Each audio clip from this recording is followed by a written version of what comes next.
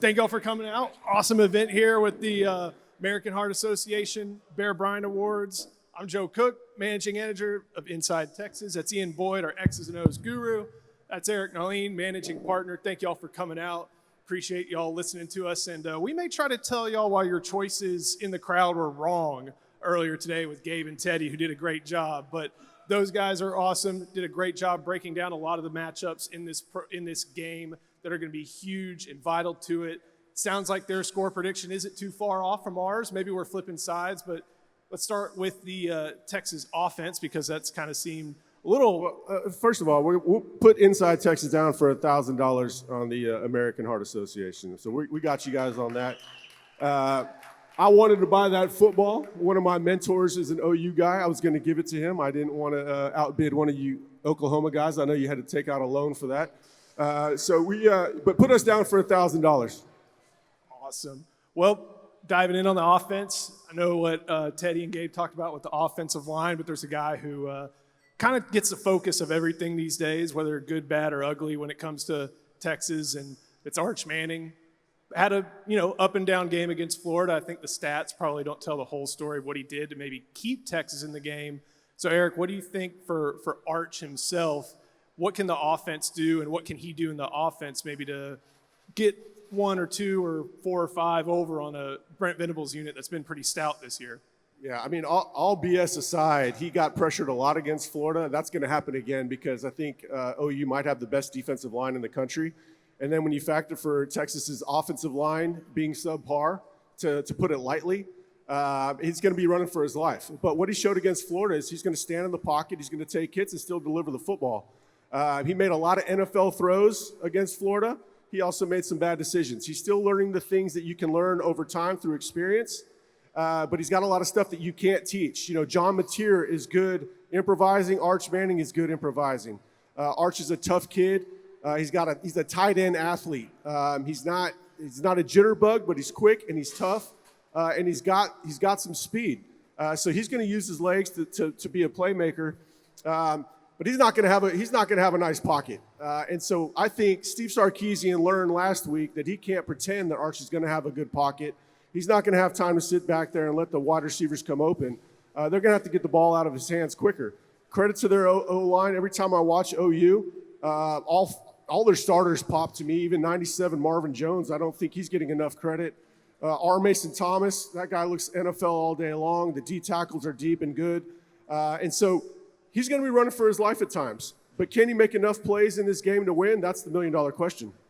Ian, whenever you're on Inside Texas and you put it out on social media, you have the little tagline, Arch throws bombs. And we saw, I think you posted it the other day, his average depth of target 20 yards down the field, which means he is chunking it. A lot of that had to do with how that Florida game was going, try to come back from a 2-score deficit. What is Texas going to try to do with him maybe in the passing game? Are they going to keep trying to attack a OU secondary that may be a little young in some places? You maybe see him trying to get the ball out quickly so that defensive line we're talking about doesn't have time to get home. What do you think a good approach for Arch as he tries to hit some pass catchers is this game? Both of these teams are going to need some hero ball from their quarterback to have a chance to score. Oklahoma is going to need that just as much as Texas. And this is a potential big advantage for Texas that they have Arch Manning that's going to be the guy for them that has to make everything happen. Whereas for Oklahoma, it's maybe John Mateer. They've been working real hard to make us believe that it's John Mateer taking the field. I don't know. We'll see. Or Hawkins, who we've all seen before. So we've heard with Inside Texas that Hawkins is preparing to start, but we don't know if Hawkins was told that just so he stays engaged. Obviously, you want him engaging like he's going to start. But everybody here seems to think Mateer's going to start, right? The guy's he's got a lot of heart. He's tough. He's won you guys over. Would you guys sacrifice John Mateer for a win or a playoff run? Do you want a playoff run or do you want to win against Texas? What are you guys thinking? Both? Can't pick both. Both? All right. Hey, we'll see. Hey, maybe that's – so you've seen – I don't know if you guys have watched much Texas. They attack the football. Anthony Hill is going to punch – Anthony Hill's not going to be punching at that football. He's going to be punching at that thumb. Anthony Smith punching at that thumb. Jelani McDonald. There's going to be a risk reward here. We're going to see. I tend to think he's going to try to play, but his grip strength is going to be one of the storylines. And that first time that fumble comes out, and it's going to happen, We'll see if they make a switch. Ian, you talk about how this game, the momentum swings are just constant because when you go to the north side of the 50, it's all burnt orange. When you go to the south side of the 50, it's all crimson and cream, and how that creates just an environment that everybody on both sides of the Red River knows is unbeatable in college football. But we can ignore Michael Hawkins for a second. This is Arch Manning's first time playing in this game. This would be John Mateer's first time playing in this game. How does that really affect, even if they have varying levels of experience in college football, whether it was in Pullman, whether it was, holding a clipboard, how does that type of atmosphere really affect a young quarterback, or maybe not young quarterback, but a quarterback new to this experience trying to make a name for himself in the game where that's where you want to make a name for yourself? I think Arch is well served by the fact he's already had to play at Ohio State and then in the swamp against Florida. The difference in this game is that it's not just the road atmosphere that you experience, but it's the home atmosphere and the constant flip back and forth. You can see players in this game become exhausted because the emotional swing of feeling like you're on top of the world with all your fans behind you to 30 seconds later feeling like you're in a slave pit surrounded by people cheering for your death. It just wears people out, wears them out. Everybody plays so hard, so crazy, and then so there's no real preparation for that.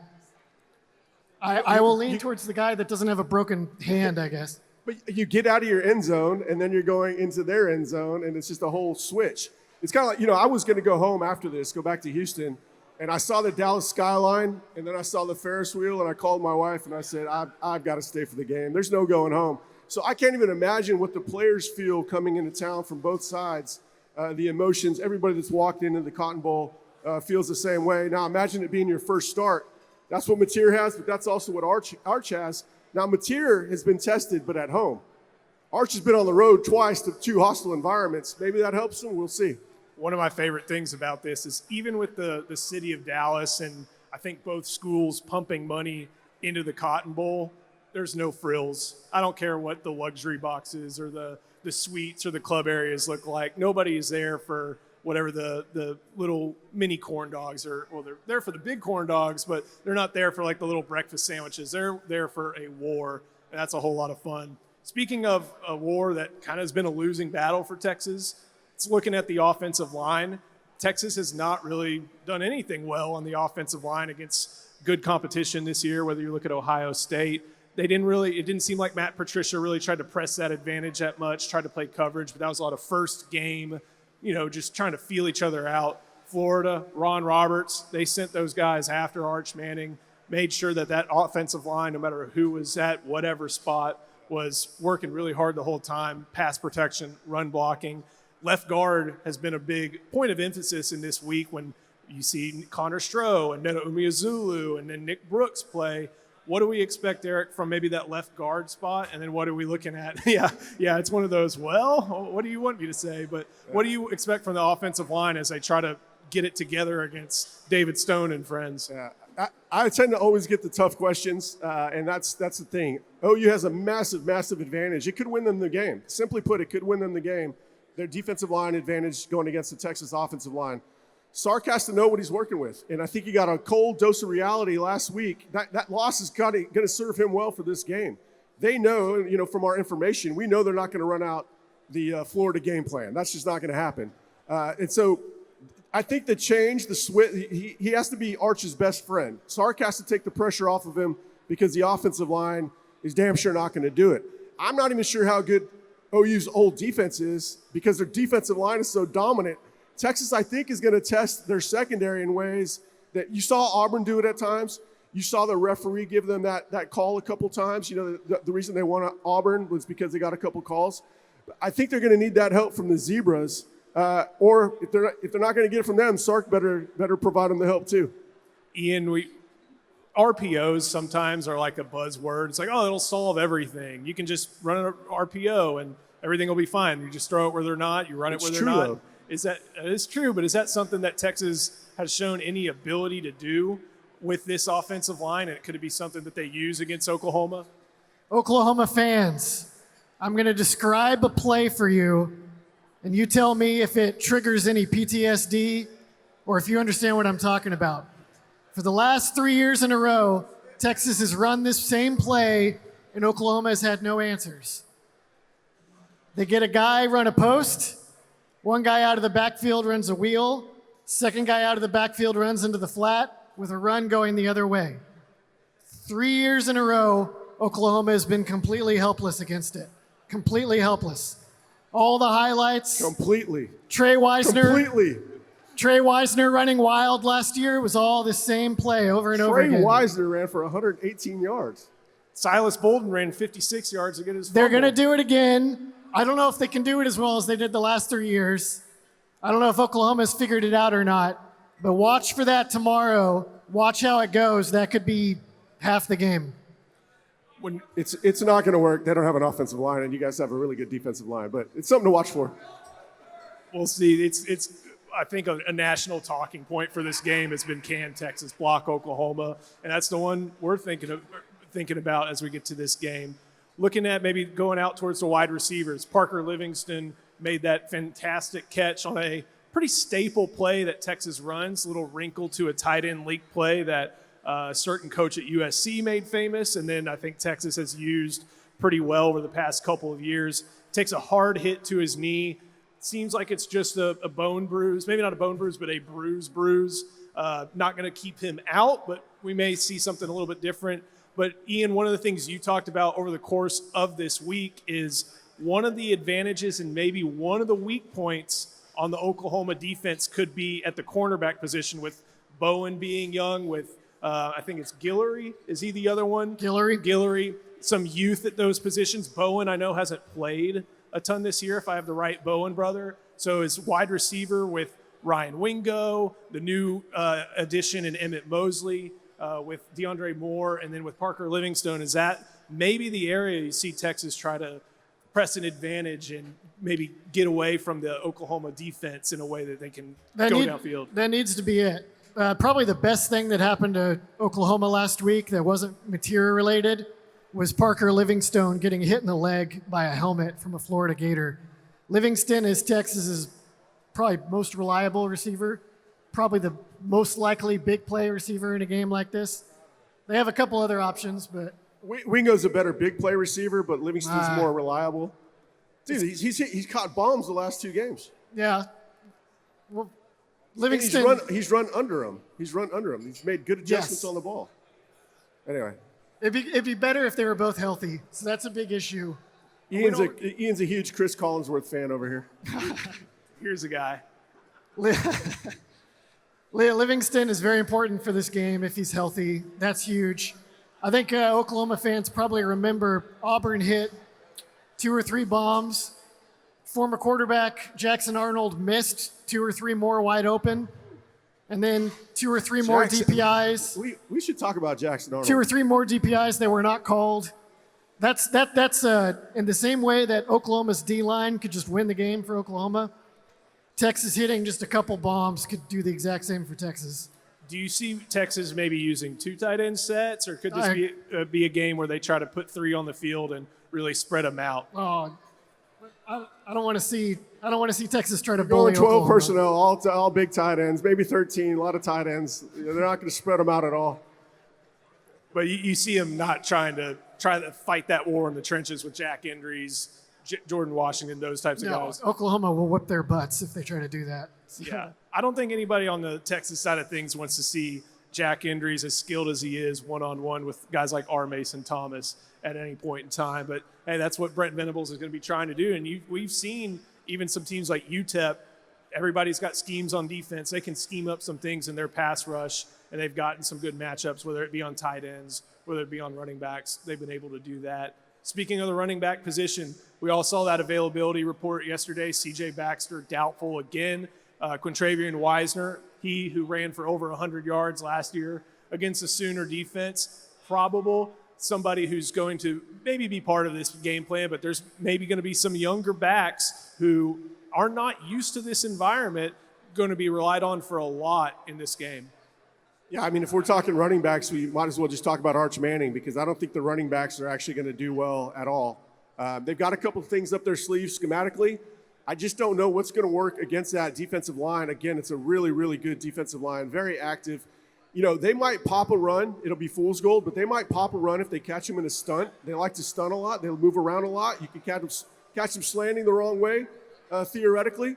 But, you know, they're not going to make hay on the ground. It's going to have to be Arch, and then Arch is going to have to hit something that counters off of Arch's run. You know, they're going to have to overplay it. Obviously, we talked about RPOs and how they're a bit of a panacea.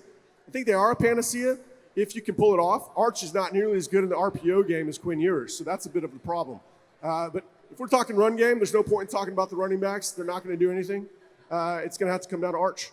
Big financial decisions don't have to feel overwhelming. There's someone who can guide you every step of the way. David McClellan is a fiduciary financial advisor with Forum Financial, and he's working closely with his clients as a true financial life coach, guiding every aspect of your financial journey with expertise and care. If his name sounds familiar, that's because David was a swimmer at Texas and a member of several national championship teams. Today, he channels that same championship mindset into helping people win with their finances. David specializes in financial planning, and he's contributed numerous articles to Kiplinger on the topic of retirement tax bombs. And right now, David is offering viewers a free intro consultation to assess your financial situation. Do not miss this chance to get personalized guidance from a trusted expert. To schedule your free consult, email David at dmcclellan@forumfinancial.com, or you can call him directly at 312-933-8823. The contact info is in the description. Ian, one of the things if you just look at recruiting, you've seen a type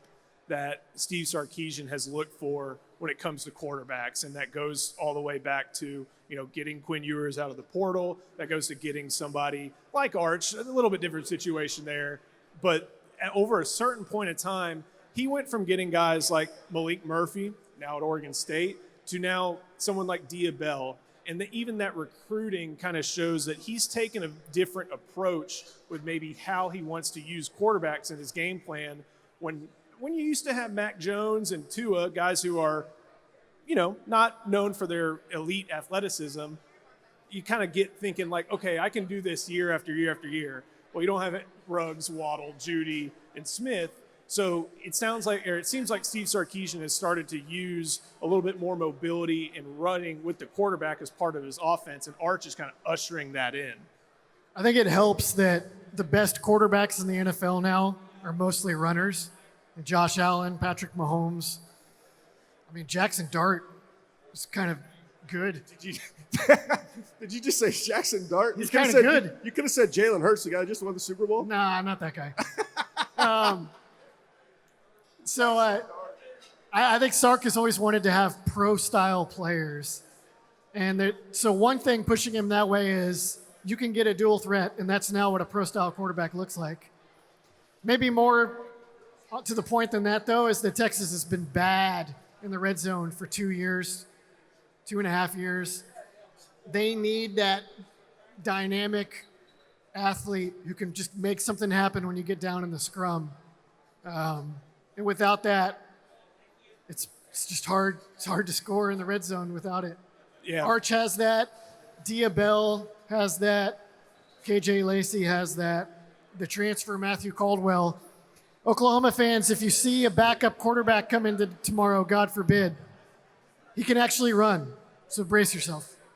It's interesting to see just that evolution. It shows that coaches and even Sark, when we kind of look at maybe a lot of accusations of being stubborn this year, and some of those are probably true, but guys can evolve and guys can take on different things. So I guess kind of to wrap it up a little bit on the offense, you will feel a lot better about Texas and their ability to score if in the first couple drives you see what, Ian? You want to see him hit a couple scripted shots early and kind of put some pressure on Oklahoma. I mean, obviously you want that all the time, but in a game like this, I mean, what did Eichert and Lehman say for score predictions? We're like in the teens. All low scoring. I think we're going to say the same thing. You score a couple touchdowns early in this game, and you're just going to be just hanging on the rest. When Ian mentions deep shots or shots, I start thinking about sacks. That's all I see. He's seeing the bright side of it. I'm seeing the more realistic side of it where Arch is going to get sacked. I want to see him getting the ball out of his hands quick. It was like 3.5 seconds against Florida. It's got to be 2.5. Like that's what, Quinn made hay, and Quinn wasn't that great, but Quinn wasn't terrible. By getting the ball out quick. That's what Arch needs to get it out quick, and that's going to tell us everything about Sark setting him up for success. How fast is he getting the ball out? I'm going to like our chances. We had a written round table. We do this every week, kind of our score predictions, keys for the game over at InsideTexas.com. See a few of our friends from Inside Texas, and hope you all check us out. And I think the one I wrote for, what do I want to see is just clean. If I see about 5 flags on that first series, I'm going to know it's going to be a long day. Penalties have been a big problem for Texas on the offensive line.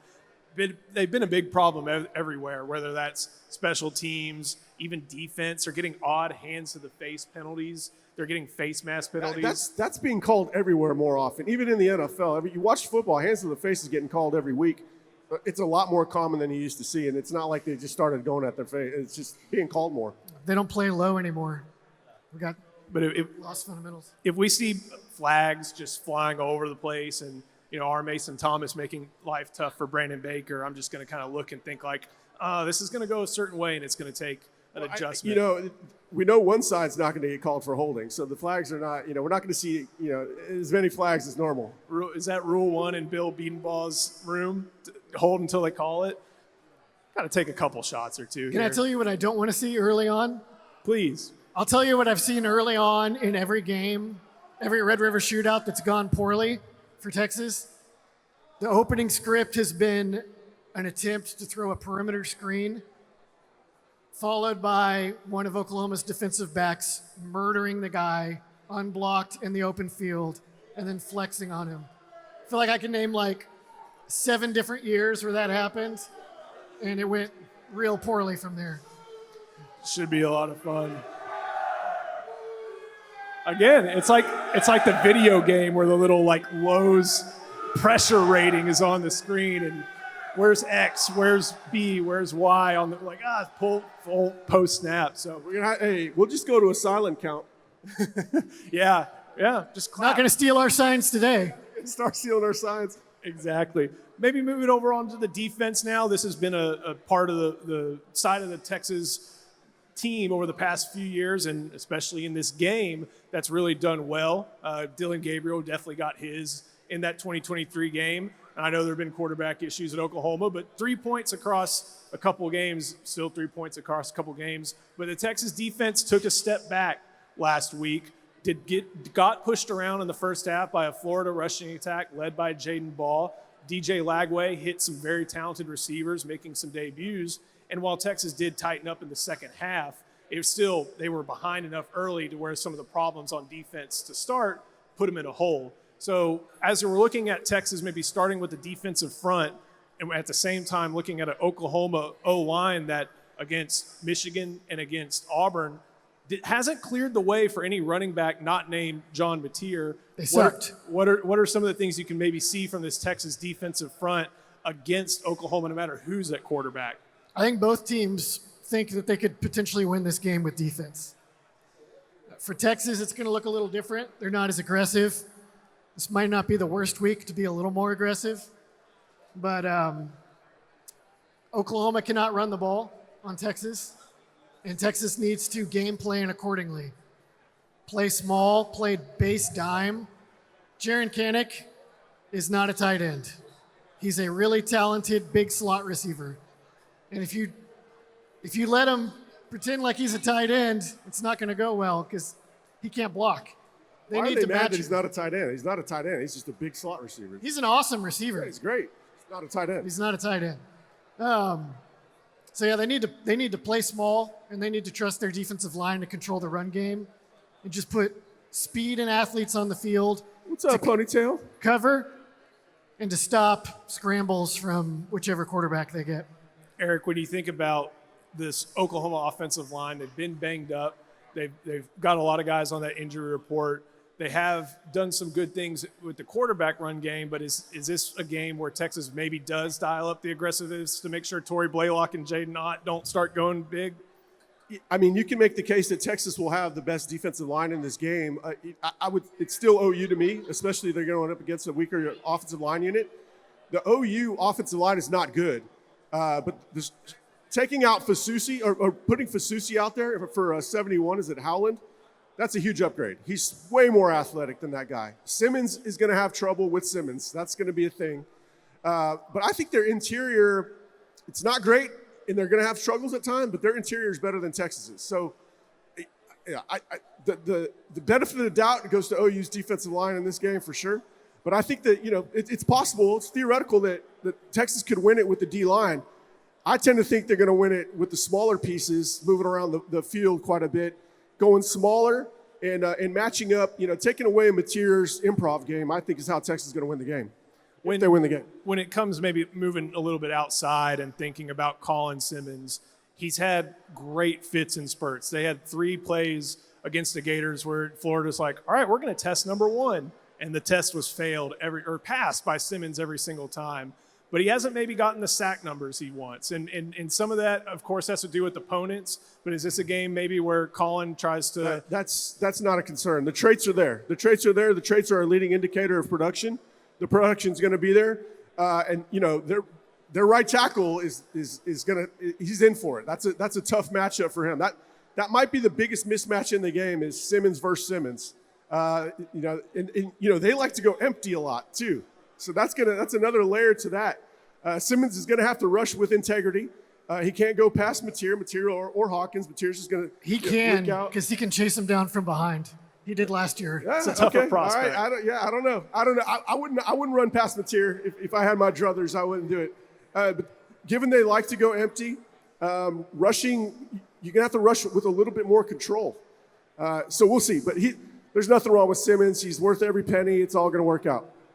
Moving back to the second level, and we heard Gabe and Teddy talk about Anthony Hill and how much they respect him. And I remember watching some other tape, I think from a Georgia outlet. And he's trying to do a study maybe on, looking at future opponents and future quarterbacks. And he's looking and he sees like, wow, that number 0 guy is doing really dang well out there. And Anthony Hill had 14 tackles, I think, last week. And only 3 solo. It was a quiet 14. But he is someone who has made impacts in this game. I think a picture we use on Inside Texas pretty often is of him taking down Michael Hawkins from the game last year. How big is this, and what will you see Oklahoma try to stress when it comes to Anthony Hill, Leongo Lafau, and even someone like Ty Anthony Smith, number 26, who's made a ton of plays this year? This is the whole thing about Jaron Kanik again. Because Oklahoma they're really playing full-blown spread all the time. But every once in a while they bring Kanik into the formation like he's a tight end just to make sure the defense treats him like one. If you do that, they will hunt Texas's linebackers in space. They will make them cover a route and the quarterback run at the same time, and that's the whole game for Oklahoma. Texas needs to not respect that. They need to not respect the run game, not respect Kanik's blocking, play small, fast guys. And you want Hill and Smith in this game. You want one of the stories after this game to be, instead of Texas's linebackers getting caught in space, you want it to be them punching the ball out of ball carriers' hands. Punch the ball, punch the thumb, punch the ball. The hand is part of the ball. The hand is part of the ball. That is what it says in the rule book. Talk a little bit about, oh man, I know who's right here. This is going to be a face that a lot of Texas fans really love. Some Oklahoma fans may not like seeing. Number 46, All-American linebacker, Malik Jefferson. This is a good time to get Malik's take a little bit on Anthony Hill. You played the same position as Anthony Hill, pretty close to it. So what have you seen from A. Hill and the whole linebacker core this year? No, they're a spectacular group. You look at linebackers nowadays, those guys are fast. They play good in space. I like their aggressiveness and how they're playing downhill, but like I said, playing in space is a big thing, especially how fast the game is getting. It's a more passing game. There's a lot more running and stuff back when we were playing a little bit, but how aggressive those guys are in space, I like that as well. And then we were talking about Ty Anthony Smith, and he may not start, but he does so much. How much is that respected in the locker room when a guy who can just get to the football? I think, like you said, like the respect of the locker room, that's what matters. When you're a role player, you understand your role and you do it very well at a high level, it makes the biggest difference in the world. So guys in the locker room are going to respect that, and he's going to get more respect than he even understands. And those reps are going to add up, and he's become a better player every time. Can I say something? So one of the reasons I wanted Malik here was because you never know what's going to happen in this game. And Texas fans are a little down right now, and OU fans are riding a little high, right? They're number 6. They're playing well. They beat Michigan. They beat Auburn. They're playing well. They got a really good defense. They got a fun quarterback, new offensive coordinator, all that. So Texas is down, and OU is up. In 2015, Malik's freshman year, they got waxed. I mean, it was the worst game I've ever seen in my life. 50-7 by TCU. The week before OU, everybody. Should have been higher. It should have been like 70. It could have been 70. Charlie Strong was using like a linebacker to cover Kevontae Turpin. What is it? It wasn't you. I think it was like Peter Jenkins. It was Peter Jenkins, maybe. Yeah, it's Peter. Yeah, it's Peter. And so Texas fans were so down in the dumps. I was down in the dumps. I didn't know how to cover the game. And then they go out and they win pretty convincingly too. So how did that happen? How did you guys go from that to that? That's just football sometimes. And the weirdest thing is when you have a coach like Jay Norvell at the time who just came from OU, it makes a big difference, like schematically. So now, like, we have an end of what they kind of do. So our game plan, I remember defensively, was, to contain Baker from running, keeping him in the pocket, but also we had certain rushes to flush him, to make him move out of the pocket. Who was their D.D. Westbrook at the time was their big receiver. They had Samaje as well. Was that Joe? Joe was there too. Yeah, they had Joe too. Yeah, they were a stacked offense. So the thing was trying to contain and slow down their offense. And I know offensively we had some tricks in their trades too, but when it comes to this game, it never matters who's one, who's two, who's winning, who's losing. It's literally like the football gods, who's going to show up that day and play the best. Yeah, one thing you told me after that game is, there was a group text message going throughout the team that morning, and you guys just decided you guys are going to win. I'm like, why don't you send that group text message out every game? That's part of the issue, and you can never understand why things don't add up and make sense. At the end of the day, you just keep pushing and try to do better. But it was always about winning at the end of the day. We fell short a lot, obviously, but at the end of it, like I tell these guys all the time, just keep pushing because every game has to be the most important game. Truth-telling time. How much Oklahoma prep did you guys sneak in the weeks before this game when you were at Texas? Ooh. I feel like with Jay Norvell, he gave us the end. So it was about 2 weeks, I believe, that they were preparing and had a game plan because they knew exactly what OU was doing. It makes a big difference when you can kind of know exactly what somebody's doing, especially when they're used to doing something from an original standpoint. From a coaching perspective, it's so hard to change and tell kids how to do something different, speak a different language. Like, I think we knew their whenever they were sliding, we knew kind of all their upfront tendencies and can pick those up easily. So when you have that kind of ammunition, it's really hard. That's why you see guys at the pro level kind of know what everybody's doing. They kind of have a similarity of play calling and those type of things because it's all the same stuff. So when you have a similar, that kind of connection, it makes it a lot easier to play. I think I want to get to the secondary real quick, and then we can kind of get to what this game means from a player perspective and for the programs both. And Ian, I think one name that fans from both sides really need to pay attention to is Grayson Littleton. The nickel corner may play a few different spots, but that's been where he's been on the field as a true freshman. What type of impact is he going to have against this air raid offense as Texas approaches the Red River Shootout? It's going to be pretty big no matter where he plays. He's pretty much one of the dudes for them this year. He's been really good. Almost that Florida game almost got flipped on its head before it started when he put his helmet on the ball on Dallas Wilson on the first play. Needs to do that to Mateer tomorrow if he plays. They need a lot from him. I feel like that's a total crapshoot in this game. Sometimes you see a freshman come in and be totally overwhelmed. Sometimes you see a freshman come in and they're just game bred and they're at it and they make huge plays. He's basically Jahdae Barron just early in his career. He's going to be Jahdae Barron. It's just real early in his career. Those guys play with their hair on fire when they're coming in young and fresh like that. That's what you want to see. Because the future development, you build a team around that. That's the best part about it. Eric, one of the guys on that injury report was Malik Muhammad. He's been a big part of this defense. You saw how much he was missed against Florida. If he's able to go, what does that bring? And if he's not able to go, what are some of the things Texas may do to adjust for it? Are you ready to love your kitchen and bathroom again? Luxe Kitchen and Bath will bring that to life. Luxe has been offering high-end kitchen and bathroom remodels for 3 generations throughout the greater Austin area. With 5-star review after 5-star review on Google and Facebook and an A+ rating from the Better Business Bureau, you can put your faith in Luxe Kitchen and Bath's award-winning designers and skilled craftspeople to bring your dream vision to life. But that's not all. Luxe's all-star team also provides full home remodels, large additions, and even commercial build-outs as well. So call Luxe Kitchen and Bath at 833-358-LUXE today, or visit luxekitchenbath.com to discover where quality meets luxury and begin the process of transforming your home. Get your free quote today by calling 833-358-LUXE. That's LUXE, or by visiting luxekitchenbath.com. Contact info is in the description.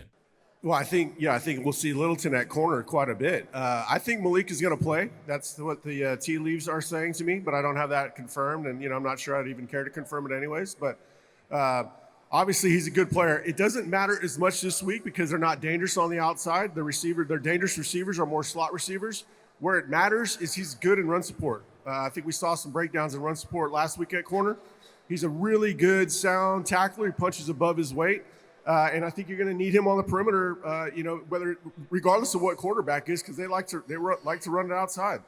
And then I think some of the things that we've talked about is Michael Taft is able to do so much for this team, getting guys in the right spot. And then in addition, he's got some talented guys around him with guys like Jelani McDonald, with guys like even Derek Williams. But it sounds like more and more guys in that safety room are getting a little bit trust here in this important week. Well, yeah, I mean, Taft is kind of the straw that stirs the drink in the back end. He's all the stereotypes, but then he's an underrated athlete. He's a good athlete. He's a good football player. He's going to get drafted in the middle rounds. And he'd probably get drafted higher if he was bigger. He's just a little bit slight of build. The real freak back there is Jelani McDonald. I don't think people are talking enough about him. That's a guy that goes in the first round, second round. They've got an embarrassment of riches at safety. And I think they got a lot of things in the card. They're going to feel like they can go smaller against this team. And so, we're not just going to see 2 safeties out there the whole time. There might be 3 safeties out there sometimes. All right, this game means a lot. It is the best rivalry in college football. I think you can there are 3 games, maybe 4 games in this tier. Michigan, Ohio State, the Iron Bowl, Army, Navy, and then this one. And I think this one's at the top. And one thing I always talk about there's a unique entrance into this game. There is one entrance into this game. It's right by where Bevo walks out. It's right by the schooner. What's it like in the tunnel? It's intense. Very. It's like you're walking through enemy territory because obviously it's the OU side, right? For a Texas player. So it's like walking through enemy territory and then you go to your side of the field and you get to see your people, So it's fun when, obviously we're the away team, or it doesn't matter the away or visiting team. The crowd is loud the whole game. Mm-hmm. You can't do sidelines adjustments when it's big games like the one we had in 2015. It's an unreal atmosphere that you can't explain to anybody. They just have to go. So if you've never experienced a Texas OU game in person, I highly recommend you go to one and say, this is the best rivalry in college football. I love it just because I love getting there before the game. And it's one of those things where each fan base does something special for this game in the pregame. I think Oklahoma, their band does something different. I know Texas kind of has a unique band performance for this game, and that just adds to everything. And I'm sure when, at no point in the calendar year is the word sucks used more often than this weekend. Both sides use it as much as they possibly can, just hitting a whole quota. So it just means so much to both these teams, and just hearing a whole side of a stadium say that is so unique, but it shows how much it means And Ian, not just in the context of this year, where you have Oklahoma ranked in the top 10, at this point fighting for a playoff spot. You have Texas with zero margin for error at this point when it comes to that. What does this game mean, maybe when you're looking at the head coaches, for Brent Venables, for Steve Sarkisian? What are some of the implications of this game for both guys leading the programs? I'll tell you, Steve Sarkisian has some staff that need a win this week for job security after some of the losses earlier this year. I almost want to say this game matters more for Texas than Oklahoma. I don't know if that's ever true fully for this game. I don't know if either team really approaches it that way. Sometimes in the 2000s, it seemed like Texas did not treat this game as seriously as it needed to be.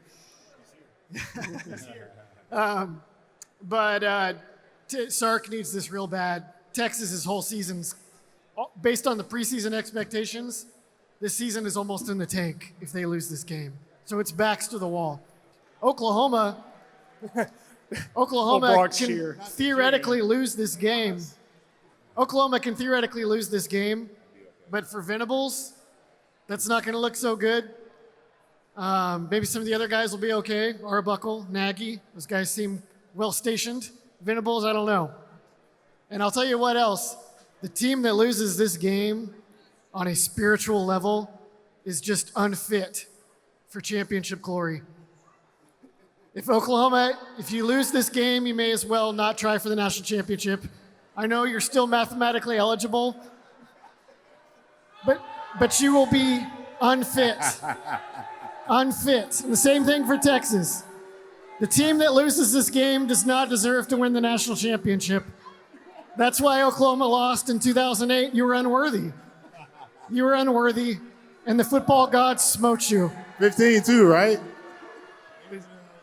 That's a lot of years. This is like the live action version of that Hannibal Buress meme. Like, why are you booing me? I'm right. Eric, at this point, Steve Sarkisian 2-2 against Oklahoma. Anything big if this is 2-3 or 3-2? Does that really matter? I mean, Ian said it. Texas needs it more than Oklahoma. Oklahoma won't treat it that way, but Sark has to have it. Brent Venables is he was on the hot seat coming into the season. They love him right now, right? They won't like you tomorrow, Brent. It can change real quick. If Brent loses this game, they'll start saying, "What is this business plan we have? How many cooks are in the kitchen and all that?" They'll change in a heartbeat. But Texas has to have this game to salvage the season, right? I mean, if they lose this game, they're not going to run the table. Let's be honest, right? They're in deep trouble. So Texas needs it more mathematically, as Ian put it, than OU. But OU has a very tough schedule going forward. Their schedule is much more difficult than UT's. I mean, Texas plays A&M, so it's not it's not that hard. That was a good shot. Trying to think. At this point, I think we got just a couple more minutes left. One more question. I think we can kind of talk about our predictions, but because you were able to do it, I've always wondered, they always keep it in a glass case. They never really let the common folk touch it. What's it like to wear that hat? That thing is heavy. I don't care what you say. I didn't like putting it on. I just held it, honestly. I will say one of the coolest things about that game, though, is when the game is over, you get to put the hat on, but you get to see who's left in the crowd. Mm-hmm. So it's like, who won this game, really? That's the atmosphere that you really want to. And it sucks when we lose because guess what? We have to walk through the OU side. So that's the toughest part, but it's all good at the end of the day. It's what makes it so unique. So appreciate it. All right.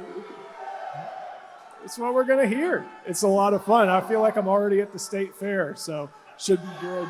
I think at this point we can kind of wrap it up. We know we've got Coach Switzer, Coach Brown to turn it over to. Really appreciate the Bear Bryant Award, the American Heart Association for having us out here, Gabe and Teddy for setting it up. Thank you all for listening. We really appreciate y'all being good sports with us. And we got to make predictions, man. We got to make predictions, right? Oh, you're setting it up? Yeah. Predictions? Yeah. Oh, my bad. I thought you were going to have to skirt out of here. Well, I thought you were about to moonwalk off Napoleon. Take it away. What do you think's going to what's the final score tomorrow when it's all said and done? Well, I stole your score, but I got Texas winning. I'll let you say the score. I got Texas winning in a close one. I can see it going either way. there's a chance that their defensive line just dominates the game and it's over with. But I think Arch is going to do enough to make some plays. It's a good D-line, man. I give credit where it's due. I actually like Venables. I can't stand Lincoln Riley, so there's a I drive through Muleshoe once a year, and I can't believe that guy's from Muleshoe. He is so soft. There's no soft people in Muleshoe except for Lincoln Riley, right? So I kind of like Brent Venables, but he's done a good job with the defense. I think they're still ironing out some things on the offense. Obviously, Texas has some struggles on the offensive side. But I think Arch is coming into being Arch, and he's a tough dude. I think he's going to will them into some plays that probably a lot of quarterbacks couldn't make. He's probably going to throw a pick or two. That's part and parcel with his play style. I'm predicting 21-17, but I mean, it could go either way. You know, I mean, it's close. I just hope both sides have fun. Me too. Ian Boyd, your turn. I really want to say 12 zip so bad. I'm going Oklahoma 6, Texas 16. Low scoring affair. I think Sark has a tendency to chase touchdowns and not kick field goals, which I think is right. This week, I would just take any and every field goal you can get because I don't know if Oklahoma's going to score much. Big game for Mason Shipley. All right, Malik. Who do you think's going? How are you not going to go now? Should I go? I'll go. Joe. All right. Yeah. No. So I'm the stick in the mud here. I have it 21-17 Oklahoma. So I do think, yeah. I know. I don't think I need to say much else. So Malik, who do you think? Y'all know I'm gonna be biased. I gotta go with Texas, obviously. But as Eric was saying, it's the D line is gonna be one of those things that Arch is gonna have to really maneuver around and become a playmaker. This is where you have to see him become a star. Not putting all the pressure on him, but to win this game, he's gonna have to make a lot of plays that he hasn't yet. All due respect to everything that he's done so far, I know he has it in his system to be able to do that. But I think it's going to be mid-scoring, 30, 21 maybe. We'll see what happens. Yeah, I think it's going to be a mid-scoring game. That's a lot of points. So Yeah. It's going to be some pump blocks, I think. You never know. I'm telling y'all, this is a game of unknown treasures. So you just got to be ready for whatever happens. it's a whole There's lot going to be of some fun. special teams shenanigans in this game. I feel like every year something happens where like somebody gets a kick blocked or they go for a fake field goal or something, and you're like, oh, yeah, that's right. This is that game. You think there's going to be some monkeying around on special teams? If you remember that 2023 year, Sark didn't realize he was in a fist fight. OU showed up for a fist fight, came out, played great. Quinn threw 2 picks, and then Sark sold out. They started bringing out every trick in the bag, got back into it. Obviously, OU had that game-winning drive. That's the sort of game that Texas lost 2 games that year, and they got outplayed in the first quarter in both of them to OU and Washington. Both those teams deserve the victory. Sark's going to have – I think Sark learned a lot from that game, that you have to pull out all the stops, and you better come in hot because you know they're going to come in hot. Always fun to watch. 2:30 tomorrow in the Cotton Bowl. Should be a lot of fun. We're inside Texas. Eric Naleen, Ian Boyd, Texas All-American linebacker Malik Jefferson. Thank y'all for being great sports. Thank y'all to the American Heart Association, and looking forward to hearing what Coach Brown and Coach Switzer have to say.